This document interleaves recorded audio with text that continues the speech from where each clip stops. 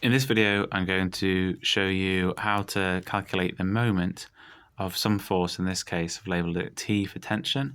That is acting at some angle that's not just perpendicular to the rod. So if we've got some distance from the pivot here, that's the distance between the pivot and the point of action. You'll remember that the definition of a moment is equal to force times perpendicular distance. So to work out the perpendicular distance, I need to extend this line to find the line of action of the force, and then I want that distance there, it's perpendicular to the line of action of the force, because it's force times perpendicular distance to the line, or rather between the line of action of the force and the pivot. So what is this? Well, now we've got a triangle with this as our hypotenuse and some angle here, so we're probably going to want to use SOHCAHTOA. I'm going to label up, this is the hypotenuse, this is my opposite, this is my adjacent. It may be helpful for you at this point to draw a separate diagram so that you don't mess up the one that you've got. I've just noticed that's something I started doing, and if we've got a lot of other things going on, our diagram's going to be difficult to read quite quickly. So I'm just going to draw a new one here.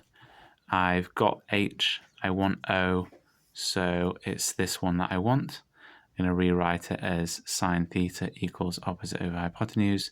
Now I rearrange it for the variable that I want, which in this case is opposite, and then I substitute in my numbers d sine 30, and then I can write that in here if I want to, d sine 30. Well, I think, yeah. So the moment of the force is going to be T times that distance, d sine 30. That's one way of finding the moment of T about this pivot P here. The second method, I'm going to just draw the diagram again.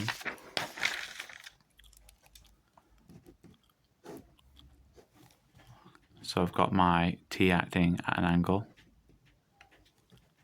I've got some distance D. Is to split up T into two components. So I probably wouldn't draw this as a separate diagram, although you could do if you wanted.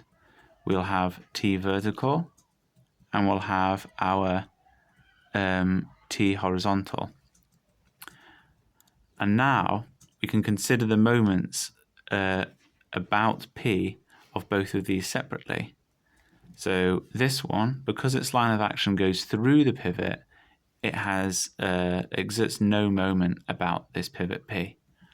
And this one is perpendicular, and therefore that distance D is now the perpendicular distance to this force, or to this component of the force. So all that we need to do is work out what the vertical component of T is.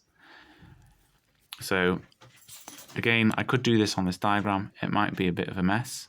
So I'm just going to redraw here.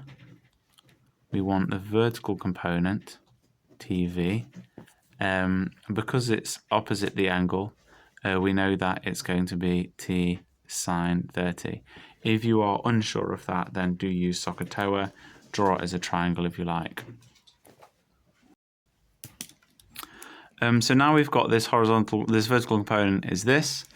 And again, our definition is moment equals force times, I'm just going to write it as d perpendicular.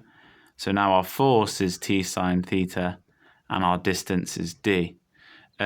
So we end up with Td sine theta as the moment of this force about this pivot, which you'll notice is exactly the same as what we had here, t d sine theta.